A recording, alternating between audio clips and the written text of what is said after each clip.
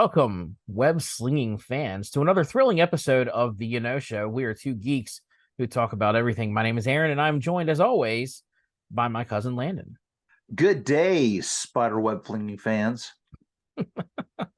So today we have got our spidey senses tingling, and we are diving headfirst into the electrifying world of Spider-Man across the universe. No, excuse me, across Spider-Verse. I keep getting Across the Universe stuck in my head, that Beatles movie we talked about a couple weeks ago. So we're going to swing through the multi-dimensional web of excitement as we unravel the secrets of this highly anticipated sequel, exploring the mind-bending concept of interdimensional travel, the return of our beloved heroes, and the mesmerizing animation that made Into the Spider-Verse such a sensation. So get ready to traverse the Spider-Verse once again as we untangle the web of intrigue and unravel the mysteries of this cinematic marvel. Yes. Sorry, that was a mouthful. That was just well said. That was very good. I'm working on my introductions, man. What? Tell me. So you're always asking me first. What did you think? Oh, it was awesome. That was great. I still like the first one better. Oh, really? Yeah. And most of that is because, just on principle, I hate movies that end in a cliffhanger. Oh my gosh, that was crazy. Oh, before we do that, we should give this spoil. We should do the other stuff first. And we'll talk We're gonna get into spoiler territory, but we're not gonna go there yet. But I mean, it should be common knowledge that this is part 2 of a trilogy, and it's not for everybody in my theater. I'll tell you that. Oh, they didn't know. Did people have a problem with that? We collectively, the 30 of us or 40 of us, all had the same reaction at the same time, and I'll tell you, it was we're all just like we're glued, and then we're like, what? Yeah, you think you're coming to the climax of the movie. Yes, and it's like, what? That's it? That's the end? And we all, I mean, and you heard somebody be like, what? Oh, huh? and then there are no scenes at the end of the credits. None. You wait around all those credits and there's nothing. You know what Marvel's like? You know, you've been criticizing our post credits. We'll just take one away from you. See what you think. This is even technically an MCU movie. Yeah, this is Sony. Sony's like, I don't care. Play by my own rules. It's so, we won't get into spoilers just yet, but and I don't think technically announcing that there's a cliffhanger at the end of this one, and we're anticipating the third movie, which will be called Beyond the Spider-Verse, and it's just coming out next year, so that's great. We don't have to wait too long for it. Yeah, I think we can get away with that not being a spoiler, because when the trailer for this one initially hit, it was being called Across the Spider-Verse Part 1. So we knew there was going to be a Part 2. Not everybody knew that, but yes, not everybody knew that. Maybe if you'd paid attention to the trailer. I gotcha. I know. It's like Mission Impossible Dead Reckoning Part 1. Yeah. I mean, just leads me to believe there's going to be a Dead Reckoning Part 2. But very well. I don't know. But I did not actually watch the trailer to this movie. Oh, you didn't? So no. You went into this one fully spoiler free. In fact, I came into it going, wonder what they're going to make this one about. Were you even aware that old Miguel O'Hara, the Spider-Man of 2099, was going to be there? No, because he did show up in the post-credit scene from the previous movie, so that was their way of setting this one up. Oh, well, I take it back. My son said to me, "Hey, that Spider-Man from 2099 is going to be in it," and I was like, "That's great." I didn't know what. I don't know what that means. Yeah, but there's a lot of that comes out of a 10-year-old. So you make up words. I wanted to talk, but I really, this was on the rarest of occasion I came into it completely blind. It was actually nice. It's nice going into something like that, because unaffected or I had no anticipation. I was a blank slate going into it, really.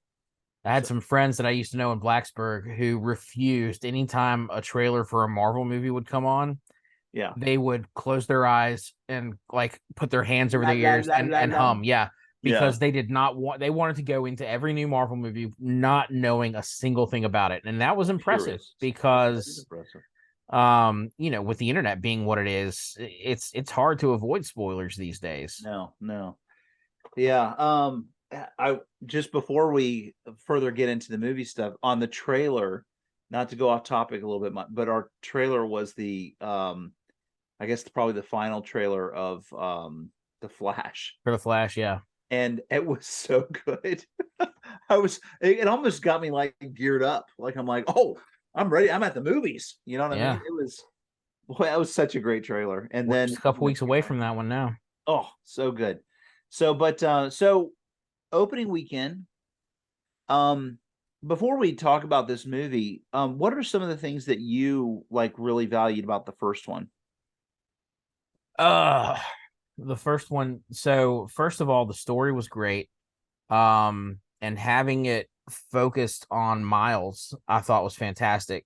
Because he's a fairly new concept in the comics as far as Spider-Man goes. I don't know how much you know about the Ultimate Marvel comics, but back in the early 2000s, Marvel had, they were trying to figure out a way to bring in new readers, and so they basically revamped their line by introducing the Ultimate Marvel Universe, and it all started with Spider-Man.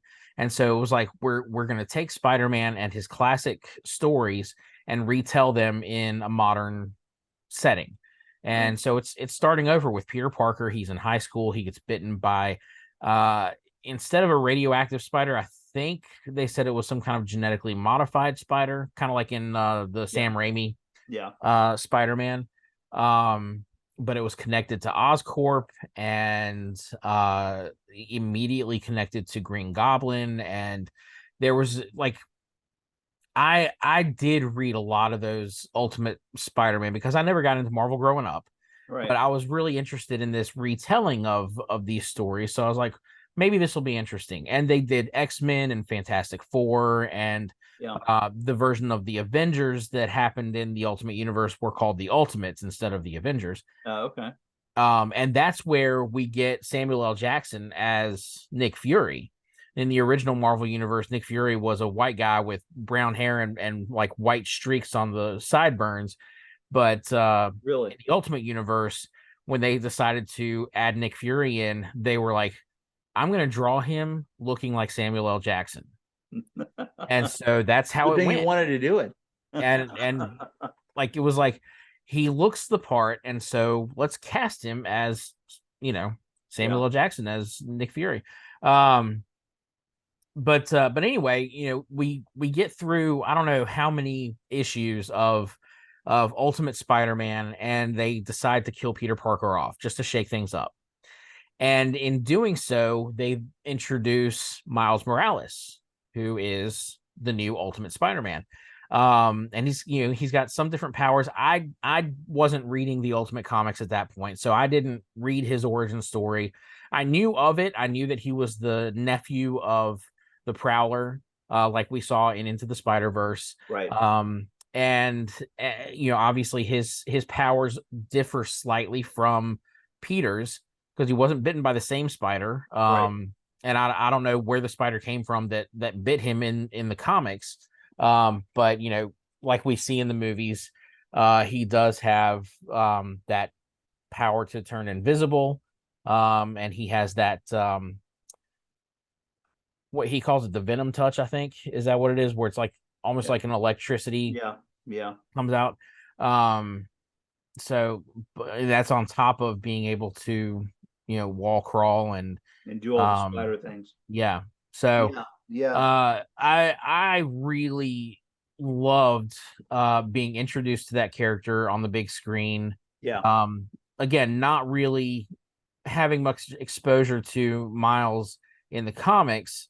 Um, but I think it's great that they were able to introduce him in a way that, um, I mean, makes sense for like modern movie audiences. But aside from the story, aside from getting getting Miles and Spider Gwen, uh, Gwen Stacy as Spider Woman, uh, I thought it was the animation. Yeah. I don't think I could say enough about how fantastic the animation for that movie was. So Um, good. it was like it's I don't know I don't know what they did differently. I mean, obviously this is a different feel and a different look from anything we get from Disney, right? This is a very distinct animation style, and um some of it I think was on purpose to make it look like comic booky. Yeah. Um, but at the Especially how they same split the time, screens, like, then they'd yeah, show, like, I love that. They did so much more in the second movie than they did in the first one, where they'd have little captions and things like right. that, and if you're a comic book lover, I mean, you're just, like, going, "Ah!" It was so cool to see that. Yeah. Yeah, there were even like references to like, past events, Yeah, yeah. like you would get in the comics where like if somebody mentioned some obscure thing, be like, remember that happened back in issue number whatever. Right, right, right, right. Um, but yeah, I just can't get over the animation. And then to like jumping into this movie, the Across the Spider-Verse, I loved so th- I thought the animation was only got better in this one. Yeah, me too. And something that I really loved about it was that the animation style was different for each Earth Oh, they yeah. visited in the multiverse. Like, where Miles is from, you still got the same style that they had in the previous movie. Right, But when you're following Gwen Stacy, like the first 15, 20 minutes is following her and kind of the telling world. her backstory and where she's Right, at since the events of the first movie. right, And it's almost like a watercolor kind of right. animation. It's so beautiful. And like every spider person that we see throughout the council of spiders or whatever it is, they have their own distinct Art. flavor. And Yeah, they do. it's so amazing, and how they were able to keep them separate and distinct is just amazing. Because I mean, seriously, how many Spider-Men were there that you saw from time? I mean, I mean, that's one of the things that when watching it, that took a lot of work, to think up all the different ones, of course, and then to have all the different artists that must have done it. What where it was incredible. Going back to Miles Morales, I remember I had no idea who Miles Morales was until the first movie. And then when the game came out, which is really like a Spider-Man DLC, really more than anything else. Because it's not Spider-Man. Then you have Spider-Man 2 that's about to come out. It's kind of like this middle ground in between. like a midquel. Yeah, midquel. There you go. And then playing that game, I mean, I was fully immersed in Miles Morales and his whole character storyline and all of that. And there's obviously very close similarities to what's in the first movie, especially with his what's canon, for him. Right. So like that was awesome to see. So coming into this movie after doing that, and then also my son and I, when we went to GalaxyCon in Richmond, met the actor who was the voice actor for Miles Morales in the video game. It's like Najee Jeter or Jeter or something like that. Anyway, he was really cool to me. So it was like coming into this movie, my son and I were just like geared up and excited to watch it, and we loved his storyline. I will say that the Gwen storyline was awesome to see. I mean, my favorite character, memorable character in this new movie was Spider-Punk. I loved Spider-Punk. Like we thought that he was hilarious. But if not him, actually it was Gwen.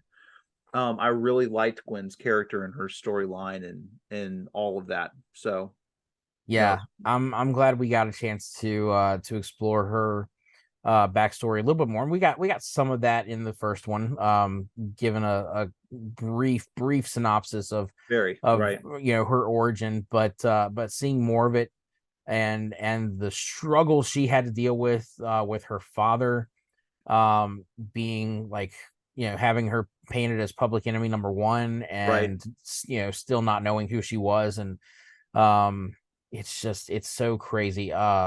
It's yeah, her story alone was heartbreaking. I mean, and that's something they touch on in this movie too, is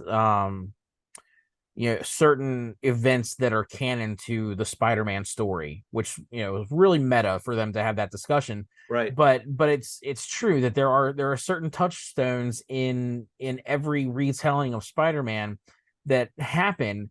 Like, Right. Spider-Man wouldn't be the hero he is if he didn't experience Uncle Ben's death, Right. Truth. because he comes to understand from that point what his uncle meant by saying, with great power there comes great responsibility. Right. And so to have that moment in his life, if Uncle Ben never died, or if Peter had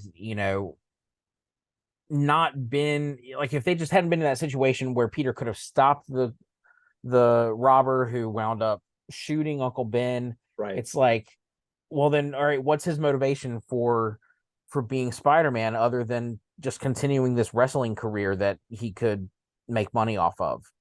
Right. Right. No, I think it's good that it called out, the commonalities that were canon across the Spider-Verse, and yeah, we'll get, I guess we'll get to that. What do you want to do, spoilers? Because I'm ready to get Let's into. just do spoilers. Let's just say, hey guys, you know what? If you haven't seen Across the Spider-Verse, um, go see it. It's even if you are like on the on the line of deciding if you want to see it, it's such a beautiful movie. Like, the animation, seriously, is so gorgeous. Yeah. And if it doesn't win an Oscar, I don't know what they're Yeah. smoking in LA. It's fast paced too. I mean, so if you're coming into it and you're like, I don't want to go to the theater to see a cartoon. It's really a great movie with a great plot, and the It way that doesn't it doesn't go ahead. I was gonna say, it doesn't feel like it's 2 hours long. Oh no, yeah. Well, Yeah. I will say, as I got to the end of it, I was like, we've covered a lot. We have a lot more to cover. Yeah. What time is it? You know what I mean? That kind of hit that moment about 30 minutes, 2 hours into it. And so, but it's really, I was surprised at the length. I when I saw that it was about 2.5 hours, I was like, wow. Because Yeah. the first one was not that long, was it? I don't think so. I can't remember how long it was. Yeah. But I mean, But it's one of those that's enjoyable enough. Like, I didn't look at what time it was throughout the movie, and so when it was over and I did look at my phone, I was like, "How was it this late? Like, this is." I don't feel like I sat here long enough for it to be this late. But I mean, it's a great movie. It'll carry you through. But we are going to get into spoilers now. yeah. So go watch the movie, come back and listen to the rest of this podcast once you've done that. Or if you don't mind spoilers, just keep on listening. That's on you. Well, here we're into it now. So was what's the guy's name that was Spider-Man 2099? What was his name? His secret identity name, Yeah. Miguel O'Hara, Miguel O'Hara. All right. voiced by Oscar Isaac. Oscar Isaacs. That's right. That's right. Yeah. He was great. He was great at Yeah, the role. it's kind of scary. He was kind of scary. And am I correct that he's a vampire? He is, Okay. yeah. Yeah, I don't Very I don't know cool. much about the 2099 era of comics. I just know that his real name is Miguel O'Hara, and apparently, yes, he is a vampire. Well, I mean, it's quite the movie. I I throw this out there. So midway through the movie, I guess as Gwen and Miles are going around or something, Miles goes past a subway car, and there's a kid that's licking the glass. You know? Do you remember this scene? Doesn't He's ring a he's bell. I don't know. swinging by, and there's this kid that's back there, and he's licking the glass of the subway. And Miles is like, "Oh, Gross. don't do that." So my son starts like openly dying laughing at that part just because of how the kid was like, and all that stuff. And so I'm like, hey, and our daughter is like, she's perturbed at the disturbance, right? So I'm looking at my son. I'm like, hey, you need to calm down. And then I start laughing. And then I mean, he is like crying, laughing. I'm not just talking like somebody said like a potty mouth word and he laughs. I'm saying he was crying, laughing, and I start laughing. And then we're having this scene in the middle of this theater, much like we did with Ant-Man Quantumania with the "At least I died in Avengers" scene. Sir, I'm sorry. You and your child are going to have to leave. It felt like that. It was close. That was a funny moment for us. So I guess I didn't know who was voicing Spider-Punk, but whoever did it was that That was great. that was Daniel Kaluuya, who Oh, you may know from Get Out yeah. and Nope and Yes. Black Panther. Yeah. Yeah. He voiced Spider-Punk. Nice. Um Issa Rae was Jessica Drew, Spider-Woman. Jason Schwartzman was the Spot. And Who do I then know him from? he does a lot of um the shoot, what's that director I don't like? It's not Wes Anderson, is it? Yeah, I think it is. He does a lot of his movies. Did you ever see Scott Pilgrim versus the World? He's in that. Um did you ever Well, see Rushmore years and uh, years I ago? did. It was a long time ago. Bill Murray was in it. Yeah, Bill Murray. Yeah. I never saw the movie, but I do remember the trailer and they're sitting there at dinner and like uh so Jason Schwartzman is a character who's sitting at the table and there's a doctor, I guess he's a doctor sitting there and he goes, "These are OR scrubs." And Jason Schwartzman says, "Oh, are they?" Dude, what are you Quite doing? fun. This guy. So okay, I see who he is now. That I didn't really care for the character that much, actually. The Spot? No, didn't do much more. I thought it was kind of a funny beginning thing, but Yeah, for I him to wasn't turn into like for him to be the, the big bad. I'm like, Yeah. nah. So Yeah, I'm I think hopeful that that's he is just a nuisance more, and really that, as we have come to learn, spoiler alert here, that Miles Morales is the Prowler in 42, in Earth 42. oh yeah. And that little moment where they're looking at each other, it's like, whoo, woo, mm. Yeah. That was something. Yeah, I was kind of floored to, for them to reveal that he never should have been bitten by that spider. That spider was supposed to bite Peter Parker Yep. in on Earth 42, and that it somehow transferred over because of the Spot. And I don't know, the Spot. I feel like now he's become overpowered. And so yes, he's a legit threat to the multiverse, but like, is he really like that big of a deal? Like he's Yeah. No. like I feel like they I get what they're doing. Like the Spot, I feel like if I've read correctly, is seen as kind of a joke Yeah. as a villain in the comics. And I remember like him on the old Spider-Man cartoon from the 90s. I remember him showing up, I don't know, once or twice. Um and not really being a big threat. Um Yeah. but this giving him the ability to traverse the multiverse, I think does make him a legit threat. And it'll be interesting to see where it goes, but I'm more interested in seeing um like what we were introduced to right at the end with Right. the Miles we know versus the Miles from Earth 42 who has become the Prowler. Right. And gosh, that is going to be crazy go nuts. Yeah. Yeah. Well, it's interesting too, like how you have, and I wouldn't say that the Spider-Man 2099 is a bad guy yet. But he is quite the force to be reckoned with. Right.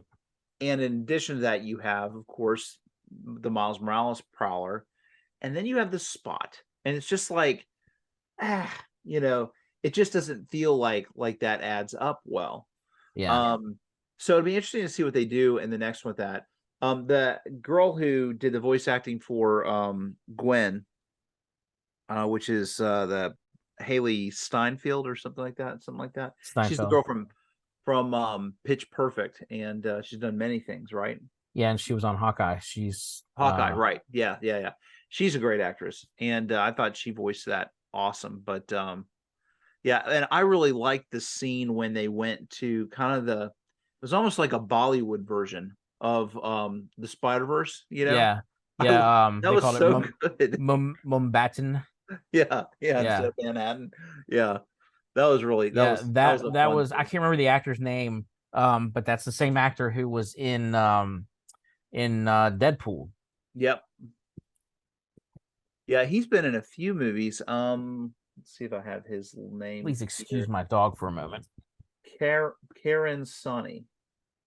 Karen Sonny. Wow, what has he done? He's done things that I've seen him. Of course, Deadpool and Deadpool 2. He did something else. Something else that I remember. But anyway. Oh, he was in Ghostbusters. That's right.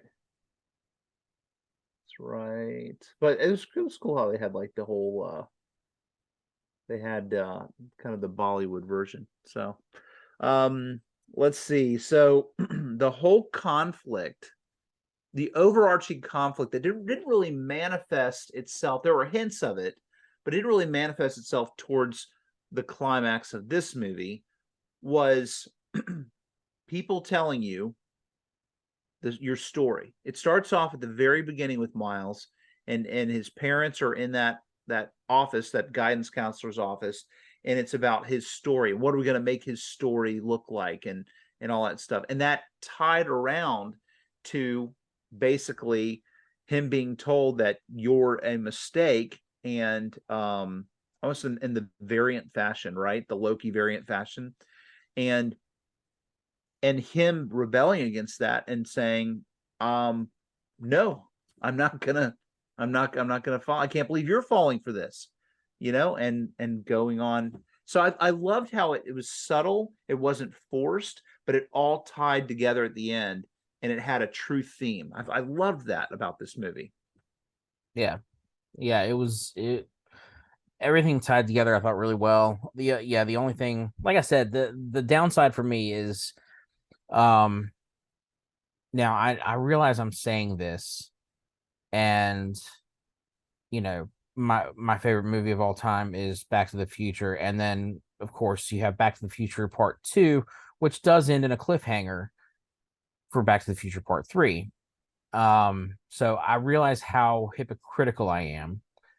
But I remember when the second Pirates of the Caribbean movie came out, and it just again leaves you on a cliffhanger. I'm like, if you're gonna do cliffhangers, it needs to be a TV series, okay? Let's let's not stop making me pay to come to the movies. When I see a movie, I want a complete story from start to finish. That's it. That's what I want. I know. And we didn't get to see Spider-Man Noir until the very end. And I No, loved Spider-Man Noir. did he ever solve the Rubik's Cube that he took back home with him? Well, we don't know. We gotta wait. I wanna know these things. I did love the inclusion of Ben Riley, the Scarlet Spider. Oh yeah. He was voiced by Andy Samberg. I thought was Yeah. hilarious. Yeah, yeah. Yeah, that was really great bringing him in, just to throw back to the 90s. Um man, her putting together or Gwen putting together like small army of spider The Spider people Team. with Spider Ham and Right, Spider-Man. All right. so I am hoping we'll bring back Nick Cage to do the voice of Spider Noir So too. and So good. John Mulaney to come back as Spider Ham, and that'll be good. Um, loved seeing Peter B. Parker come back. Showing that he and Mary Jane did work things out, and they've got a Right. baby, And they got a baby, and that was a little fun Mayday little Parker. scene. And of course, she's wearing the mom's the bathrobe the entire you Yeah. know movie. And so I'm like, at the very end, I'm sitting here going, "You're not going to take the kid with? Yep, you are. Okay, you're going to take the kid with you. Why not?" What an adorable like knit mask she's got. I know, and she brings it down. That's It's right. like that was cool. She's gonna grow up to be Spider Girl. Oh my gosh, yeah, that was fun. Um, Yeah, I love the part with the Scarlet Spider where he goes to the alleyway and he voices looking around, nothing Yeah, different on the wall. yeah. You know what I mean? He's monologuing the whole He's time. monologuing. It was good. Who voiced him? That was Andy Samberg. Oh, that was Andy Samberg. Okay, gotcha. Yeah. And did you see? You of course you saw Danny Glover. On the No, Donald Glover. Donald Donald Glover. Glover. Sorry, Yeah. yeah, Donald Glover. That was Yeah. fun. That was so great. I loved the connection to live action stuff and the mention of when Miguel was talking early on Yeah. when we Well, we're first not even going to talk about get what him he in did it. with Doctor Yeah, Strange. Doctor Strange and that nerdy kid from Earth, universe whatever. 1999, Yeah. which is canonically the cinematic universe. Right. Um, Right. so great.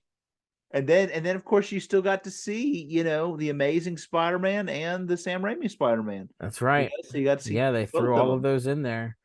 I'm surprised we didn't get the Japanese Spider-Man from the Japanese TV show that was popular in the Well, 70s. oh, wasn't there one that had like one that looked like a Shogun that was in the big Oh, scene? but it wasn't the like what I'm talking about is like there was an actual live action Spider-Man Oh, was there? Oh, okay. TV show back in the 70s that was so cheesy. Oh, wow. Dude, you ought to look up like on YouTube or something to see if you can find clips of it. It is really bad. There you go. But it's Something like it's one of forward those to. cult hit things like Yeah, where yeah, yeah. like people love it. And they Um collect it.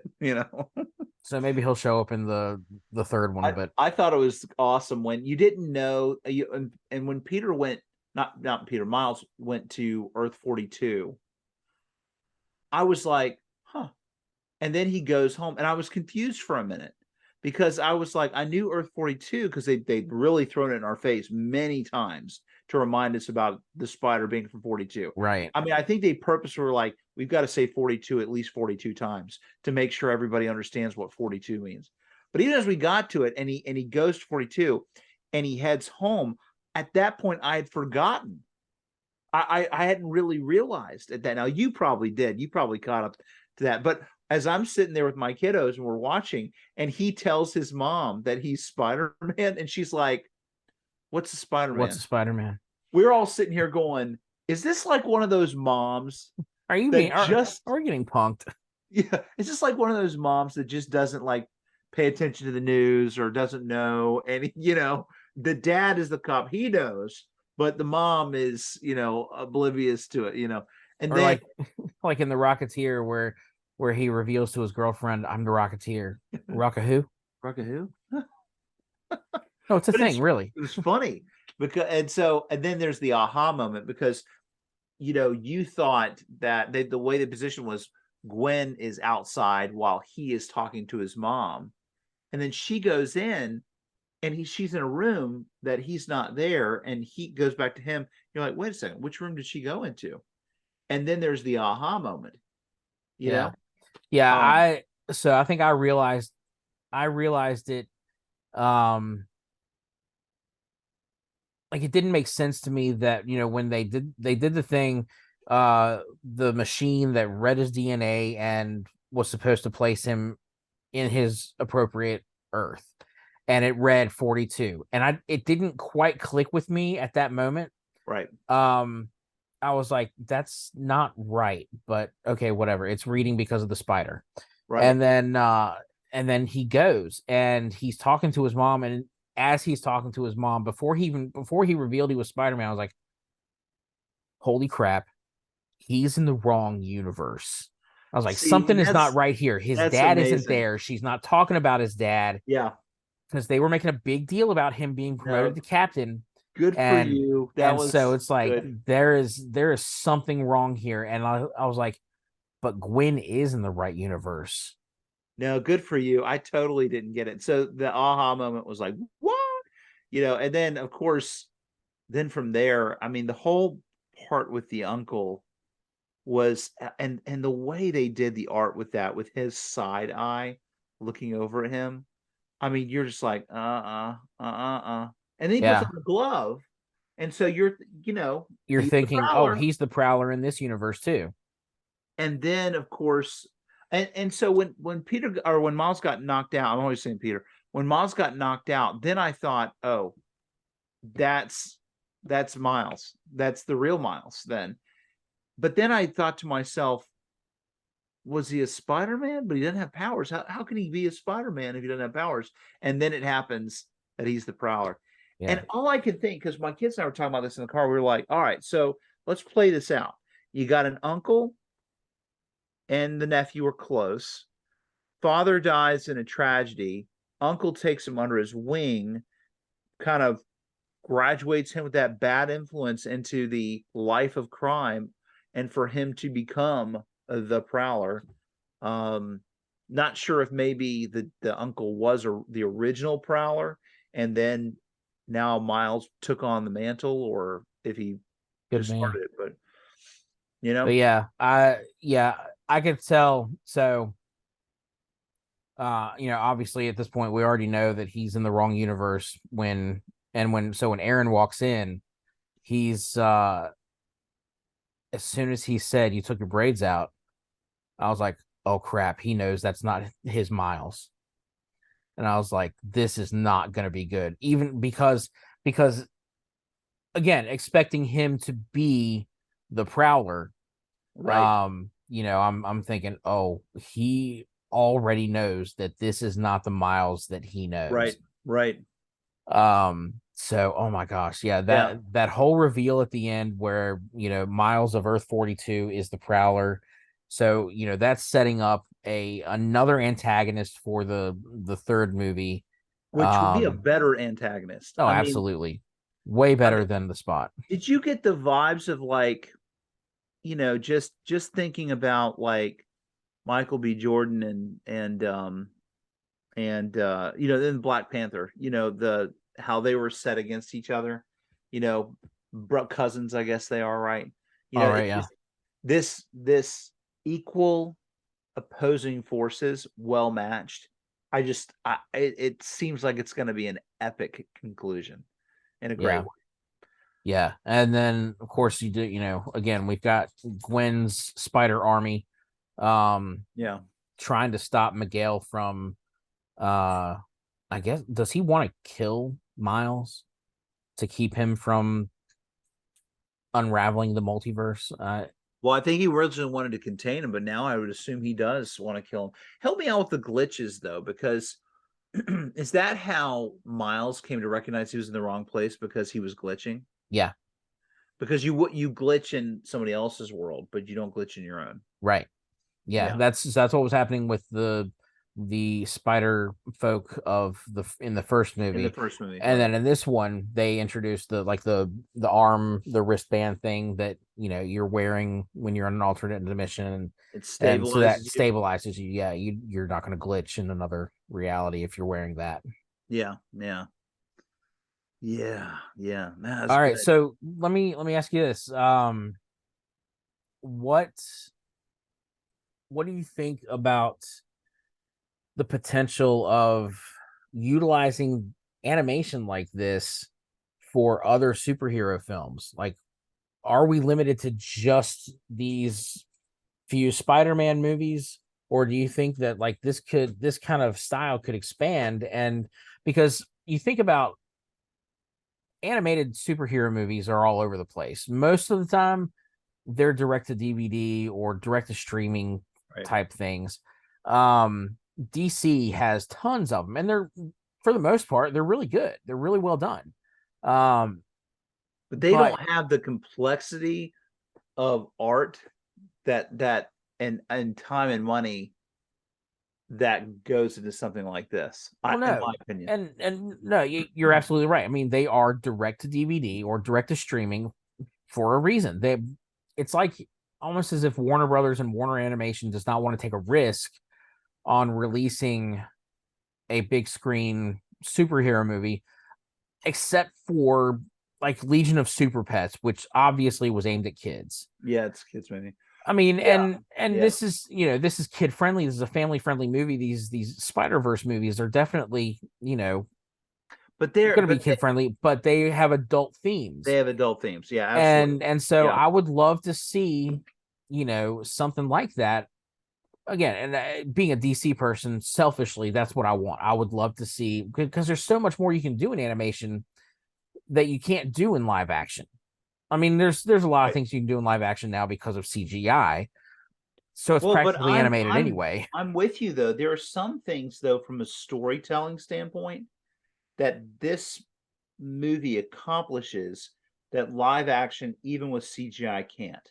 Yeah. The ability to tell Gwen's story at the beginning and have her walking and her character transitions into another setting or her face going back and forth. Yeah, you could do that with CGI, but it won't look good. It won't look like what they accomplished in this.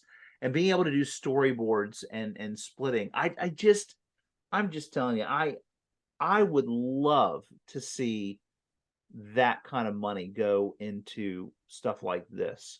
I would watch it. Yeah. But I think it's a hard sell for people. You and I come from the comic book background, you know what I mean? And so we appreciate these things. But I can tell you it would be a hard sell for probably the majority of people. Oh yeah, not necessarily for audiences, but I think for studios it would be a hard sell, because that would be taking a huge risk. Yeah. And I think Into the Spider-Verse was a big risk. I mean, first of all, it's animated. You're focusing on a character that's not Peter Parker. That is a risk. And it turned out so well for Sony. I mean, good for them for taking that risk. But then it's like, is that going to translate to other studios trying to do something or trying to copy that? Right. And I don't think they will. I don't think that they are willing to take a risk like that. Especially when you're talking about investing millions of dollars into creating something. I mean, you know how Warner Brothers is. Oh yeah.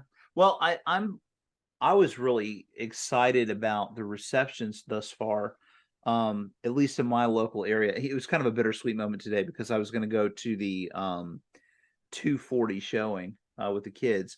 My wife was going to drop us off at the theater on the way to go home and then pick us up later. And because it was just, we had a tight time window. So she drops us off at the theater and we wait in this long line. We get to the front and the guy says, "I just sold my last ticket." Dun, dun, dun. And we're like, "Are you kidding?" You know? And I know listeners, you're like, "Why didn't you buy them ahead of time?" Because I'm cheap. They have a $2 surcharge. I wanted to get him. I don't know. Anyway, so we left and my wife came and picked us back up. We went home for 30 minutes, then came back for the 4 o'clock. But I thought to myself, great. It's sold out. That's a great sign. I mean, I've told you about the movies that have come through that I've gone and seen in our local theater where it's not had a lot of people there, right? When you'd anticipate it would. So for this to sell out, I'm like, yes. Who knows? I don't have any early figures of the numbers, but that's my first good sign about it. $208 million opening weekend. Really? Yep. As of today. Well, it's not Super Mario Brothers, but it's still good. That's a worldwide estimated total in the box office for the first 3 days. Wow. Has What a was Super Mario? oh, I don't know. More. I can't remember. How about connections to Sony's other live action movies or the MCU? Like, other than what we saw in this movie, do you think this could affect the upcoming like I'm sure there's a third Venom movie coming. We know there's a Craven movie coming from Sony. I think What's there's a Craven? Craven the Hunter. Oh, right. Oh, Um by the way, Super Mario Brothers had 146 million domestic. So um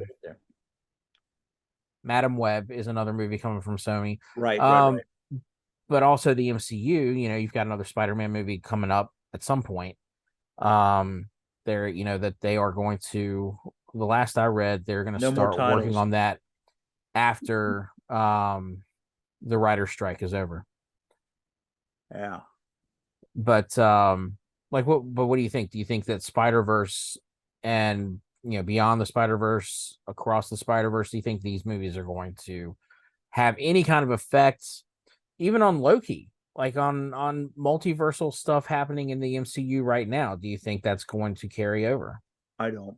No. And it's not that I think there's any problem with it. I just think that it's kind of like Deadpool a little bit, like it's a it's a comment. It's like it's a like it comments on the canon, but it doesn't influence the canon. Now Deadpool 3 might change everything with that, but Deadpool's going to throw a grenade into what we believe is canon. yeah, right. And so, but and when you think about like Doctor Strange and Loki, there's different aspects of the multiverse here and how this affected. For Spot, the Spot guy, to just be able to do holes like this and pop in and out. I mean, that sort of breach is a challenge when you have the Time variance authority. variance and authority. Yeah. There's just they just don't seem, and I might look at this later after Kang and Secret Wars and all that stuff and go, "Oh, it all connected," like we did with Avengers. But I Well, just don't feel that way. it'll I think it'll be interesting to see how different the time variance authority is in Loki season 2, because their whole reason for existing in the first season was to maintain the timeline and make sure that there weren't any incursions or whatever. But now we've got a multiverse, Right. and those branches are happening all over the place and have been happening and will continue to happen. So what's the purpose of the TVA at this point? Like, why are Well, they still in existence? the other side that I'm trying to understand too, and maybe you can clarify this for me or for anybody else who wonders, what started the multiverse cracking? Was it what Doctor Strange did with Peter Parker, with Tom Holland, or was it what Sophie did in Loki? It's what Sophie did. So So Sophie did it, killed him. when Sophie killed He Who Remains at the end of the finale of Loki for season 1, that is where we saw the sacred timeline that was surrounding this place outside of time. We saw it start branching off, Right. and that's when the multiverse became a thing. And it's not that the multiverse suddenly existed where it didn't exist before. It's that throughout time, where all of these branches are happening in the past, the present, and the future, the multiverse has always existed at this point. Does that make So sense? yeah, and I think that's the part that I struggle with, because I think about like Venom and how he's got his own universe, Right. and we're going to have it bleed into the new the Tom Holland universe, and then you had all the different Spider-Man that came in together. Those timelines existed in a multiverse that preceded when Sophie killed he who must not be named. He who remains. He Who Remains. Whatever. All right, so yes, they existed beforehand, but if you're looking at it through the lens of the MCU, they did not exist. All right, so in the MCU, you had the sacred timeline, which was just the MCU. All right, you have one universe. There's no multiverse. The branches are getting pruned whenever they happen by the TVA. All right, so then when she killed He Who Remains, there was no governing authority to decide, what is the sacred timeline. And so all these branches began happening throughout time from beginning to end. Also kind of backdates. Right. Right. Okay. Gotcha. So the multiverse that we, in our world, yes, Tobey Maguire's Spider-Man movie came out in 2002. And the X-Men movie came out in 2000. Those universes existed in the multiverse at that time from our perspective, but from the MCU perspective, they were created once Sophie killed He Who Remains. And so then the multiverse was created, and then you had all those branching timelines, past, present, and future. They go backward. Yeah. I got you. Now that makes more sense. All right. So really it's her fault. Oh, absolutely. And then, once that happened, then, you have the concept of the multiverse, and, it, to someone like Doctor Strange, the multiverse has always existed, even though outside of time, it didn't always exist. There's no way to, for his perspective, there was no branching timeline. It was all one timeline, but then once the multiverse began to exist, then in his mind, it always existed. Does that make sense? So yes, yeah. So Sophie killing He Who Remains, then it changed his perspective. Right. So now he sees that it's always been available. Right. And that's when he's thinking, here's what I can do. I can affect time. I can affect this. But then by doing it, he knew there was a danger. If we disrupt, then it could fracture and cause problems. Correct.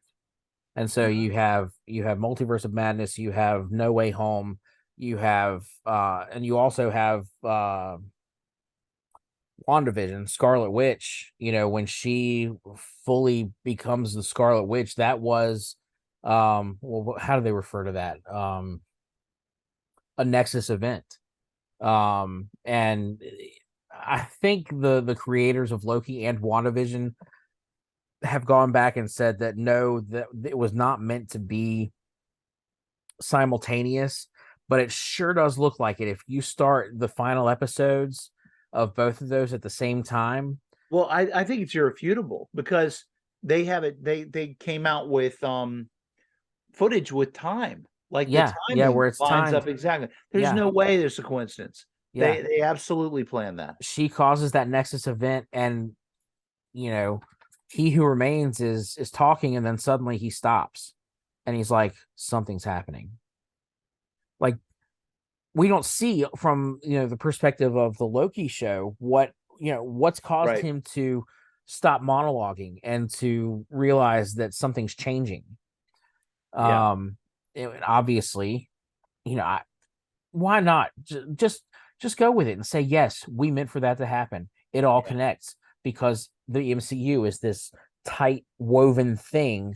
I mean, maybe you fell into it backwards. They have more that they're going to do. Who knows? Do you and do we know anything more about Majors? Is he we still got him as Kang? I don't know. I should get Nicole to call her sister and ask what's going on with that. They probably can't legally say. Probably not. Because he was arrested, and I don't know if he's been actually brought up on charges.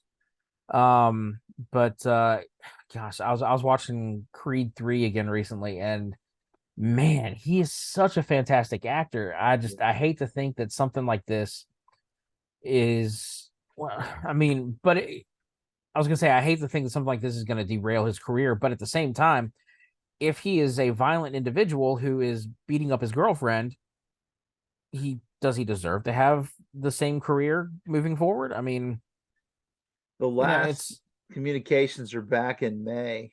I'm looking here. It was around the time in May 10th through the 15th. There's a whole lot of chatter on it, but there's been radio silence since. well, I it's did hear someone say they were trying to, a fan favorite would be John Boyega. well, it's a moot point until the writer strike is over anyway. So, And where are we at with the writer's strike? For listeners who um, don't know, there is a writer's strike. pretty sure they're a long way from coming to an agreement because studios, producers, streaming services do not want to pay. They want to keep getting you know written content and creative content for as little as possible. And basically it comes down to this, right? That there's plenty of writers out there, screenplay writers out there galore, but these people belong to an association, right? The Writers Guild of America, yes. And so when that guild strikes, all affiliated members strike with it. That's They right. cannot choose to go against it. Otherwise, they wouldn't be able to be part of that guild anymore. Well, they voted for it like prior to their current contract came to an end at midnight on May 1st. And prior to that, they took a vote. It's the Writers Guild of America is separated by East and West. So east of the Mississippi is Writers Guild of America East, and then out west it's Writers Guild of America West. And they took a vote of among their members, and the members voted. I can't remember what the percentage was. It was like in the 90s, the high 90s, that they would vote to strike if their demands were not met. And it's not like they're like heavy demands. These are like cost of living increases. These are, Right. making sure that they are continued to be paid for uh the work that they have done that is now being put out on streaming services that was not covered in their last contract back in 2008. Right. So it's not like this is something that happens often. It is, they're on strike for good reason. If I were in New York or Los Angeles and had the opportunity to uh Stand down in the yeah, streets and yeah, protest. carry a sign with them, and I would absolutely, because I mean, to me it just looks like a bunch of corporate fat cats are not wanting to shell out the money that these writers deserve. And We support you, writers. I do. I can't remember if I told you on here. Like I thought about maybe about a month ago, thought about what could I do being a nobody in Southwest Virginia. I was like, I could quit watching movies and watching TV and unsubscribe from streaming services for the duration of the strike. However, that would really put a kink in our ability to talk about things on this podcast. So That's a good point. it's not going to do that. I'm willing to support your cause without it inconveniencing As long anything as in it's my not an life. inconvenience to me, I will no. If it were just me on this podcast, I would do it, and I'd like say, Like, I'm going screw the dark. podcast. But there's two of us, and we're we got to give and take. If we were both willing to do it, I'd say yeah, let's do it. But it's fun doing this podcast, and I like talking to you, man. Yeah, I like So talking too. It's a little stress relieving. so let's do that. But yeah, the writer strike, it's a big deal, and the what is it, AMPTP or something like that, the producers, streaming executives, they just don't want to pay money. So it's fine. It is what it is, and eventually things will work out and we will go back to having regular entertainment. But I predict that for the next few months we're going to see a lot of reality TV Yeah. and reruns.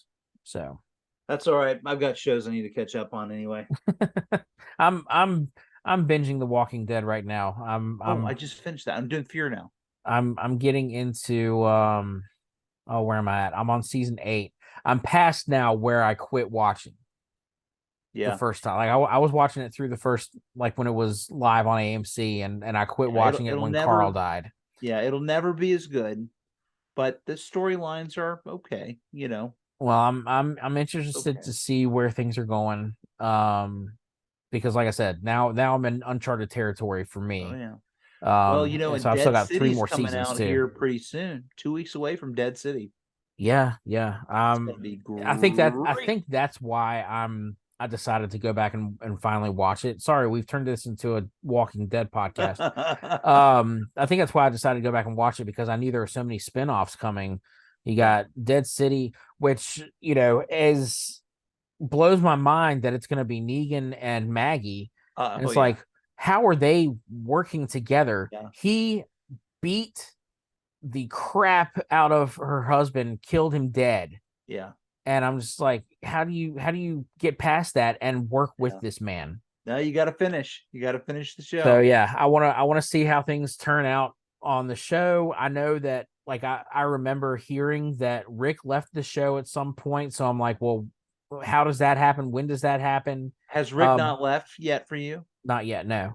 Okay. And I know that, that's going to happen at some point, but I know he's not dead. I don't think he's dead. He can't be dead, because I heard there's going to be a Rick and Michonne spinoff also. Cannot tell you anything.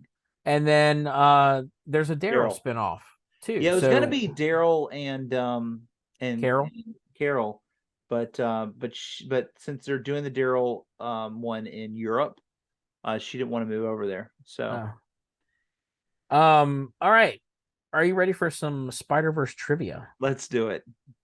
All right. We got 5 questions. Let's go. We mentioned earlier that Haley Steinfeld voices Gwen Stacy in the animated Spider-Verse movies. Who portrayed Gwen in the 2 Amazing Spider-Man films? That was what's her name? God, my wife would kill me for not being able to say her name. From La La Land. God, That's the same one, yeah. yeah.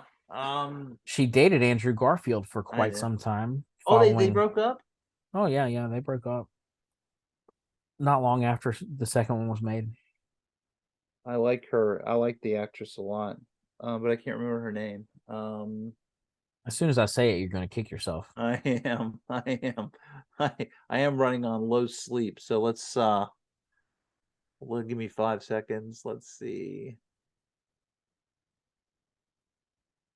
There's Gosselin and I can't say it. Go ahead. Emma Stone. Emma Stone. Oh, rough.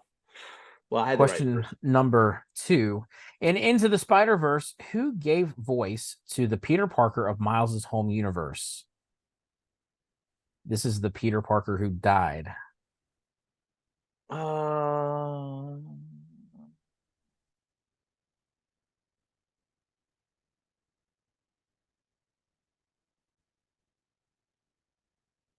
I don't know who. Chris Pine. Oh, really? Yeah. Okay. All right. The Spot, who we love, while traversing the multiverse, pops into a live-action grocery store in San Francisco. Where else have we seen the store clerk, Mrs. Chen? Wasn't she in Venom? She was. She Yeah. was in both Venom movies. Yeah. Yeah. Yeah. All right. And We he's like, you're not acting like this isn't weird, you know. Yeah, she's seen things. She's seen things. What actor reprises his role of Aaron Davis, originally seen in Spider-Man Homecoming? We've already talked about seeing him. Aaron Davis. Prowler. Are you saying what voice actor? No, no, no, no. What actor reprises his role first seen in Homecoming? Sorry, sorry. That's Donald Glover, That is right? correct. Old childish Gambino himself. And finally, question number 5. At the 91st Academy Awards, Into the Spider-Verse was nominated and won one Oscar. What category?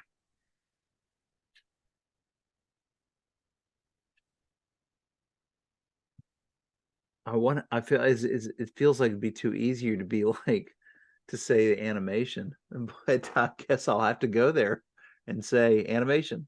I'll give it to you. Best animated feature. Yeah. It is Although the actually, music was really awesome, I have to say, both movies they did amazing with the music. yeah, it's got a great soundtrack. This is actually Into the Spider-Verse was actually only the sixth non-Disney or Pixar movie to win Best Animated Feature. Oh, really? That's cool. Yep.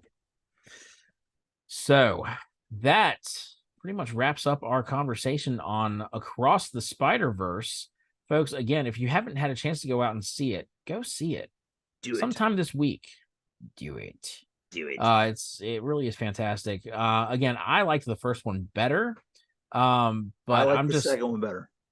I'm just one of those guys who doesn't like a cliffhanger. I'm sure I will appreciate this one more when Beyond the Spider-Verse comes out. And then you can watch all three, and then it's like, Absolutely. It's like when Lord of the Rings came out, and you had the second one, you're just like you had to wait, Yeah. I mean, seriously, how long does it freaking take to get to Mordor anyway?